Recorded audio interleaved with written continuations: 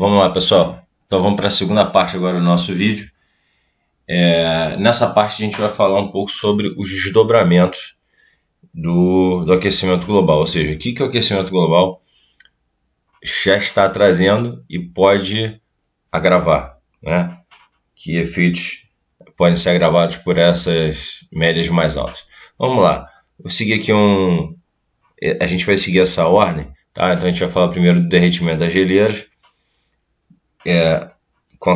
que pode, né, com esse derretimento pode acabar reduzindo a frequência e intensidade das frentes frias, a relação entre temperaturas mais elevadas e alguns gêneros agrícolas, a questão da subida do nível do mar e como que implicações isso pode ter, o recrudescimento, o aumento da quantidade de ciclones, tá? Deixa eu ver por que isso vai acontecer também, que isso deve acontecer ou já está acontecendo, a relação entre cobertura vegetal ou retirada de cobertura vegetal e menor umidade, os oceanos mais quentes e o branqueamento dos corais. E você vai pensar, o que eu tenho a ver com o branqueamento do coral? Você vê que isso tem muito a ver com a nossa existência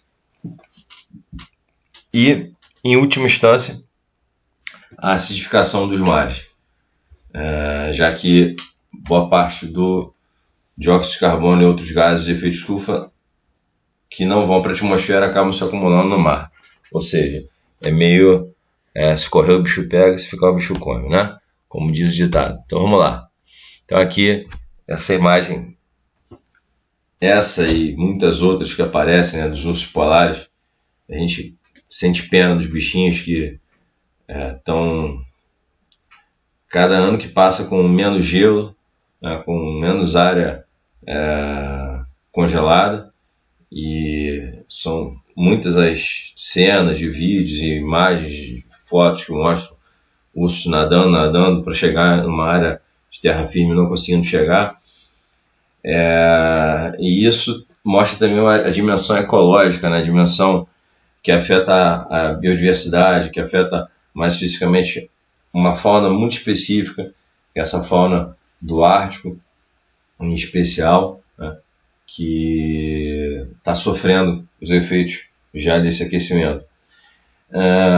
E por outro lado, a gente tem aqui um outro problema, que é a questão o fato de que se a gente tem menos gelo, se a gente tem menos áreas acima do Círculo Polar Ártico e também no Antártico, com menos gelo, o que acontece? As massas polares vão se tornar mais fracas, menos intensas e talvez até menos recorrentes, né? Então a gente viu lá que existem 3 grandes células de circulação global, uma delas é a célula polar, né? E se as áreas polares diminuem, muito provavelmente a gente vai ter também a chegada de frentes frias em menor escala. Isso, de certa forma, é uma outra forma de a gente falar do aquecimento global, né? Porque as temperaturas podem ficar mais quentes, porque há mais acúmulo de calor na atmosfera pela retenção de calor, mas ao mesmo tempo fica mais quente porque já não faz tanto frio quanto antes. Ou seja, a gente vai ter invernos mais amenos, ou em algumas regiões, como aqui nas regiões tropicais, invernos tendem a ser até que já não são amenos normalmente, né? Pelo menos eu não acho. Assim, há quem ache o Rio de Janeiro, por exemplo, frio no inverno, mas vocês imaginem, para quem sente muito calor, aí falando assim de uma forma até mais um pouco pessoal, né? Vai ficar mais quente ainda, tá? Então, inverno, a gente vai ter invernos, digamos assim, mais quentes que o normal. Outro tópico interessante, que já tem sido relacionado ao aquecimento global, é a relação entre agricultura e aumento das temperaturas. Aqui a gente tem um exemplo, que é o exemplo dos vinhos, na verdade das plantações de uva para a produção de vinhos, melhor dizendo, tá? Então aqui, essas áreas que vocês estão vendo no mapa com essa coloração vermelha, né? Ou roxo, não sei aí. Para mim isso aqui é um vermelho, enfim. São áreas aqui na Austrália também, na Nova Zelândia, aqui na América do Sul, aqui no semiárido, enfim. Normalmente, tirando algumas regiões fora das áreas subtropicais, como a gente está vendo aqui, tanto ao sul quanto ao norte, tá? Subtropical para temperado, o que deve acontecer? Qual é a expectativa? A expectativa é que com esse aumento das temperaturas, a área apropriada, a área mais adequada, né, como diz aqui, a área with suitable temperature, essa área, essa mancha azul, que é a área mais adequada, provavelmente vai se deslocar mais ao norte, no hemisfério norte, e mais ao sul, no hemisfério sul. Por que isso? Porque se o planeta está ficando mais quente, essas áreas, ou algumas dessas áreas, que são áreas tradicionais, áreas de plantio tradicional de uva, elas não vão conseguir produzir como produziam antes, ou vão produzir variedades com sabor diferente. Enfim, o fato é que o plantio da uva vai ficar mais propício, vai ser mais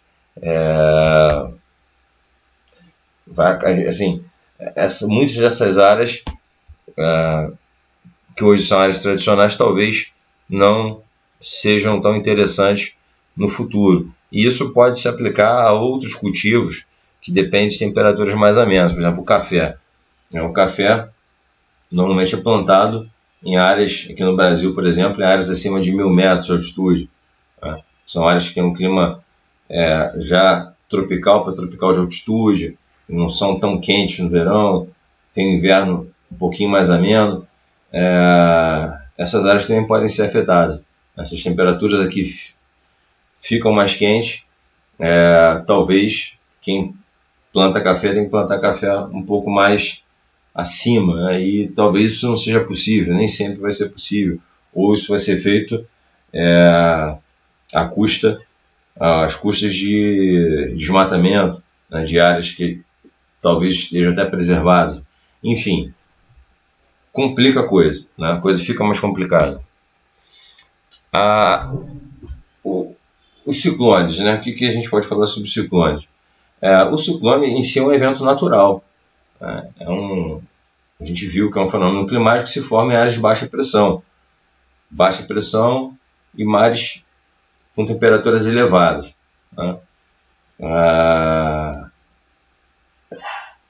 Se a temperatura do mar aumenta, a tendência é que essas áreas que já são áreas tradicionais ciclones, áreas que inclusive estão marcadas aqui no mapa, a tendência é que a recorrência desses fenômenos seja maior, né? E que inclusive em algumas áreas subtropicais, ou que estão no limite ali do tropical para o subtropical, venham a apresentar esse fenômeno com uma frequência um pouco maior do que o normal, né? Porque normalmente os ciclones são mais comuns em áreas onde a temperatura do oceano fica acima de 26, 27 graus, né? Em áreas de correntes quentes, em áreas às vezes mais próximas ao Equador, enfim. Então, se o mar fica mais aquecido, mais ciclones. E mais ciclones a gente sabe que isso significa mais destruição em potencial. O que, por sua vez, significa o quê? Significa mais custos econômicos, perdas humanas, perdas materiais, ou seja, mais problema. Outro tópico interessante, outro tópico que acaba derivando dessa condição que a gente falou lá atrás, do fato da retirada das florestas. Você retira a floresta no primeiro momento, ocorre menos sequestro de carbono, então esse carbono já vai para a atmosfera e, além disso, depois que você retira a floresta, parte dessa umidade não volta mais. E aí a gente tem aqui, né, à esquerda, na situação com floresta, está aqui wet, úmido, né? E aqui à direita, um solzinho aqui em cima, drier, significando que está mais seco. Inclusive ele mostra aqui a mudança de vegetação, né, mais frondosa, vegetação arbórea, e aqui uma vegetação que eu diria que eles tentaram representar como vegetação herbácea, né, que é provavelmente o que vai acabar acontecendo, né, em áreas de floresta que não vão conseguir se recuperar e que talvez nem formações arbustivas consigam se aparecer ou se formar nessas regiões.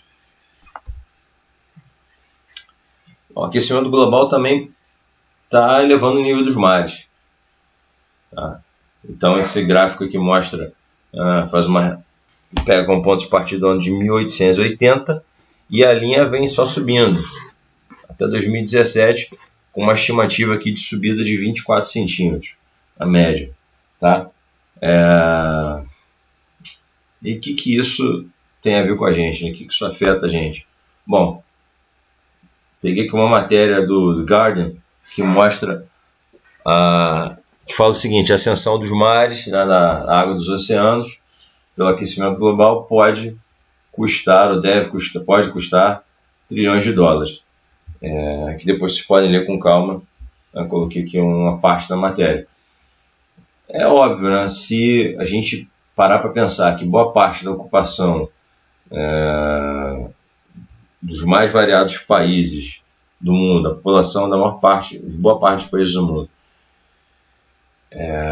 se encontra próxima a áreas litorâneas, né, que historicamente essas áreas, pela questão das navegações, pela facilidade de deslocar cargas, pelo acesso ao mar, aos rios, etc. e tal, essas regiões acabaram sendo regiões mais ocupadas. E se essas áreas são afetadas pela subida do nível do mar, o que acontece? Os governos, né, ou empresas, eventualmente, vão ter que injetar dinheiro para poder fazer frente a essa subida do nível do mar, né? Já que se a água começa a subir, isso a gente tem que ter uma solução para isso, né? Se uma cidade fica na iminência da água começar a ameaçar, ou a maré em épocas de maré alta, essa água começa a invadir as áreas ocupadas, dinheiro vai ter que ser gasto, engenharia vai ter que ser colocada aí, digamos, para funcionar, para poder, de alguma maneira, represar essa água, né, bloquear essa água. Então esse é outro ponto importante. Aqui, pessoal, tem um mapa que é bacana porque ele mostra várias cidades, né, e aí mostra assim que são cidades de todos os continentes, né, cidades ricas, cidades de países emergentes, cidades pobres, todas elas com um potencial, né, de risco elevado em relação a essa ascensão do nível do mar. Tá? E reparem aqui no mapa que a gente tem várias cidades com mais de 10 milhões de habitantes, ou seja, são cidades muito grandes, cidades que vão ter que desembolsar uma boa grana, né? São cidades de ocupação complexa, para poder fazer frente a esse problema. A gente tem ainda o problema, pessoal, do que a gente falou lá no início, do branqueamento dos corais, né? O que é o branqueamento coral? Um coral vivo, um coral saudável, ele tem uma coloração, na verdade existem várias colorações, né? Você tem corais de mais diversos tipos, e o fato é que esse aquecimento vem provocando um branqueamento, tá? É um processo biológico específico, que no caso, você tem a saída de um micro-organismo, um tipo de micro-organismo que habita essas estruturas, e ele normalmente acaba sendo expulso quando a água fica acima de um determinado patamar, né, e esse é o primeiro passo para que essas estruturas vivas, esses corais, morram. Tá? Branqueamento de coral significa coral morto, cemitério de corais. E qual é a implicação disso? Direta. A implicação é que muitos peixes se alimentam em áreas próximas a esses corais. Em áreas que têm abundância de corais, que têm a vida marinha rica nessa parte, tem uma relação com corais saudáveis. Tá? Então, se você mata os corais, você indiretamente está, de certa forma, afetando ou matando também a população de peixes e outros seres marinhos. Tá? Então, também isso é um problema muito sério. Em última instância, a gente pode pensar que isso afeta a atividade pesqueira, né? E afeta até a atividade turística também, né? Você tem atividade de mergulho, esportivo, enfim. Os corais, pessoal, eles, na verdade, são uma espécie de floresta tropical debaixo d'água. Então, a gente está matando um patrimônio assim, espetacular, que se não houvesse nenhum uso econômico mais direto, só a beleza, só a riqueza de vida que existe ali, né, já faz a gente pensar que é muito triste pensar que várias áreas do mundo, como a gente vai ver nesse mapa aqui, já estão gravemente ameaçadas. Tá? Então aqui, com essa coloração vermelha, severe bleaching, extremamente afetado, extremamente branqueado, e em alguns lugares esse processo se tornou já irreversível. Tá? Eu comentei com a turma ontem, com algumas das turmas de ontem, que há 2 anos atrás tive a oportunidade de mergulhar no Caribe e numa área justamente que estava assim, completamente branqueada. Foi assim um impacto visual muito grande, né? Assim, uma sensação muito ruim.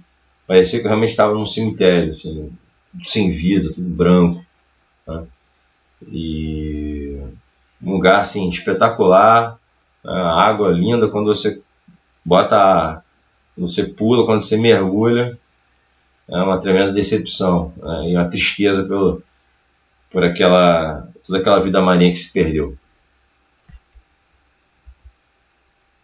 Bom, por último, mas não menos importante, as políticas ambientais e a geopolítica, né? Porque, na verdade,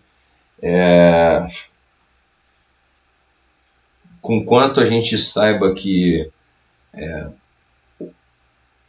há muito a ser feito, e talvez muito do que a geração de vocês venha a fazer, a minha geração, as gerações que ainda estão por vir, muito talvez que as gerações venham a fazer não seja suficiente para dar conta do problema, mas de qualquer forma a gente não pode negar que há esforços no sentido de mitigar, de reduzir, né, o problema do aquecimento global e as mudanças climáticas que decorrem desse problema. Tá? Então, a gente pode pegar em um corte, pelo menos desde pós-Segunda Guerra Mundial até hoje, e falar isso de uma forma bem rápida. Tá? A gente tem lá o chamado Clube de Roma, que vocês estudaram no passado, no 9º ano, um grupo formado por países europeus, que propõe um estudo da condição ambiental do planeta e é produzido um documento chamado Limites do Crescimento, né, em que na época se tinha uma ideia de que o crescimento populacional, se continuasse acontecendo no ritmo que estava acontecendo, principalmente nos países em desenvolvimento, que ainda não tinham feito a transição demográfica, na verdade alguns ainda não fizeram, naquele ritmo provavelmente o mundo entraria em colapso em pouco tempo. Essa era a visão do documento. Depois, o ritmo de crescimento populacional se desacelerou bastante, né? E isso passou até a não ser das maiores preocupações, ainda que, como a gente viu no início, seja uma variável também importante, né? Porque existe a relação entre o aumento do consumo em populações que estão em crescimento econômico. Depois disso foram feitas várias tratativas, vários eventos, a Conferência de Estocolmo de 1972, depois veio, que não está aqui, mas o famoso relatório Brundtland, que antecipou, na verdade, a Convenção do Meio Ambiente aqui no Rio de Janeiro, em 92, tá? Que propôs a Agenda 21, que está aqui.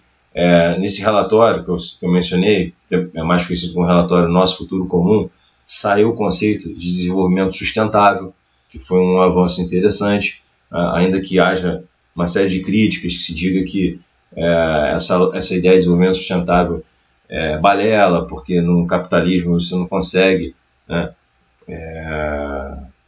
conciliar sustentabilidade com consumo, enfim, mas foi um esforço, é um conceito que tem, de certa forma, movido a sociedade civil e alguns grupos na direção de práticas mais sustentáveis, tá?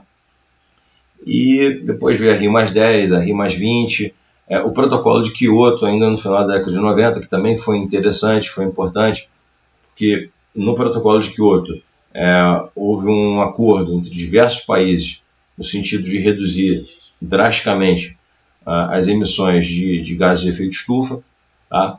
Foi um acordo, que a gente pode chamar assim de acordo, que foi bastante substantivo, que foi bastante importante.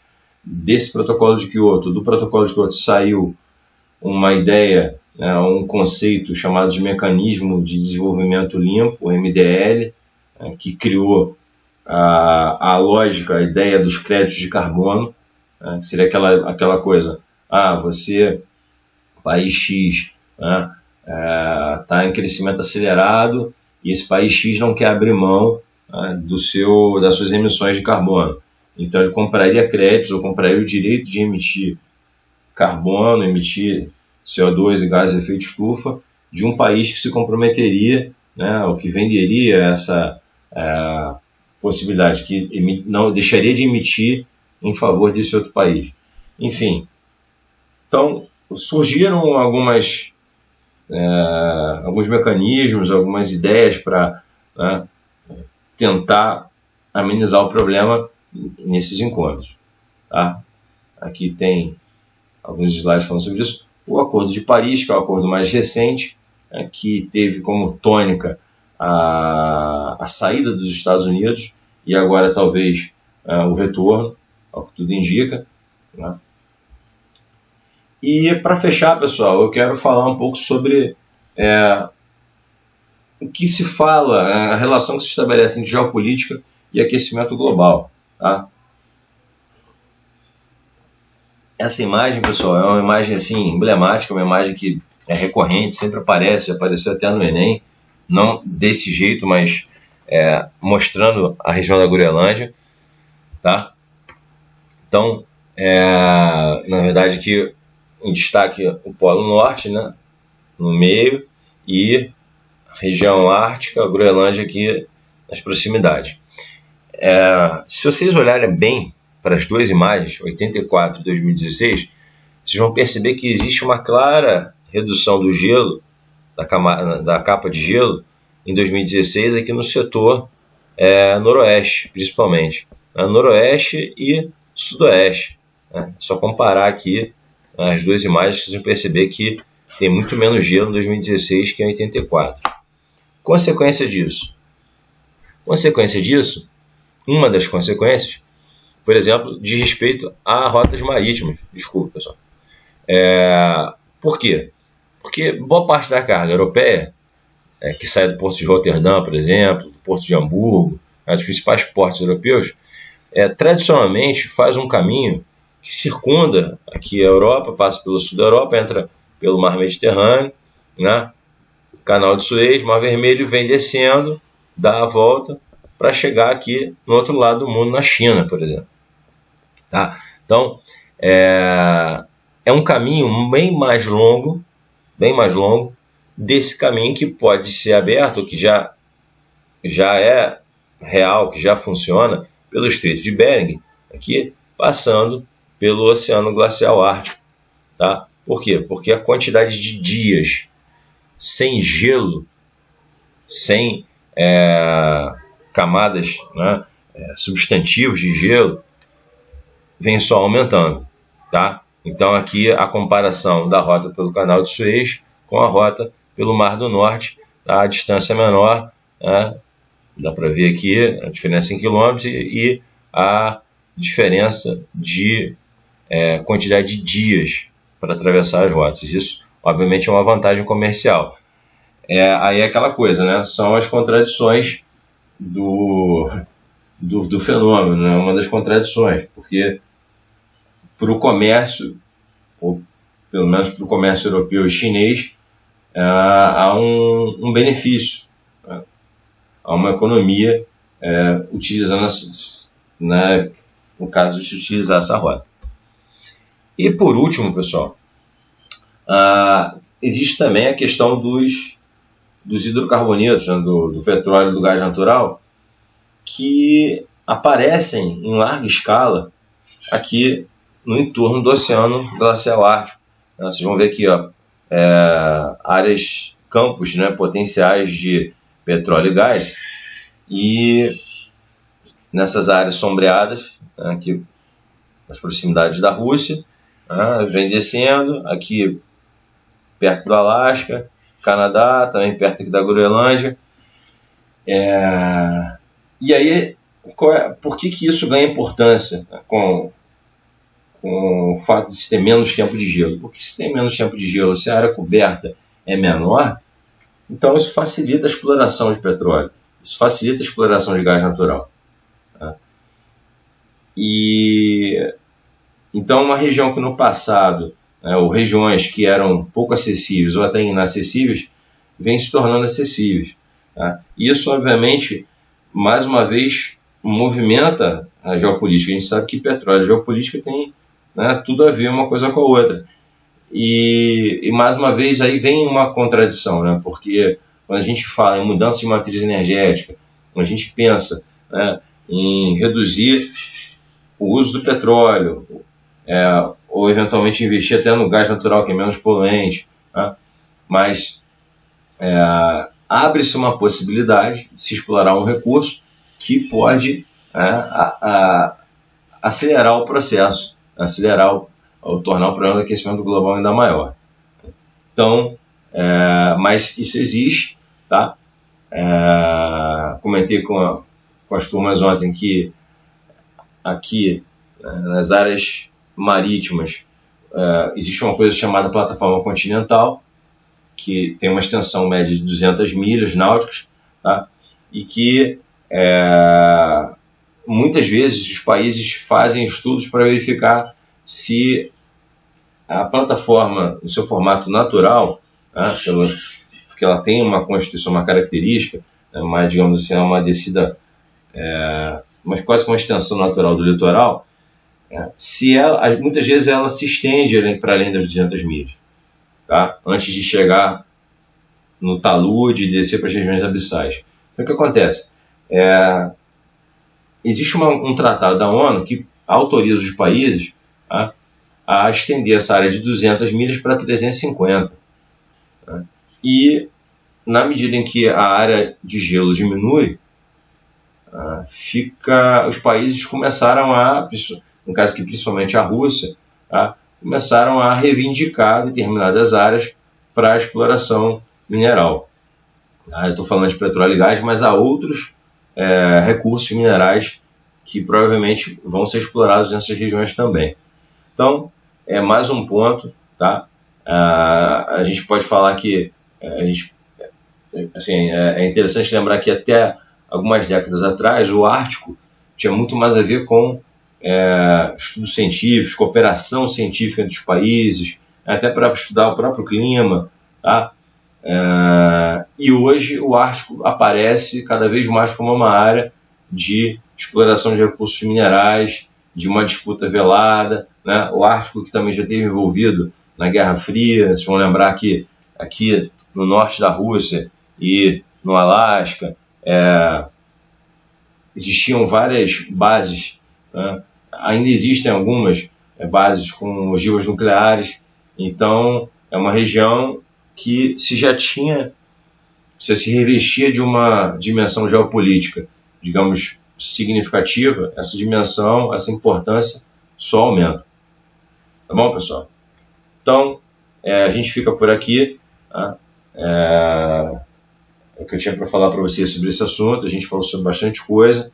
Não deu tempo de aprofundar, obviamente, tudo, mas também não era essa a intenção. Tá? Espero que vocês tenham gostado. Espero que vocês tenham agora um ótimo final de ano. Né? Vocês vão fazer as AES ainda. Desejo sucesso para vocês. Tá? Desejo um final de ano bacana, feliz. Tá? Espero que vocês estejam bem de saúde, as famílias de vocês também. Tá? E um ótimo final de ano e até o nosso próximo encontro. Ok? Um abraço, pessoal. Até mais.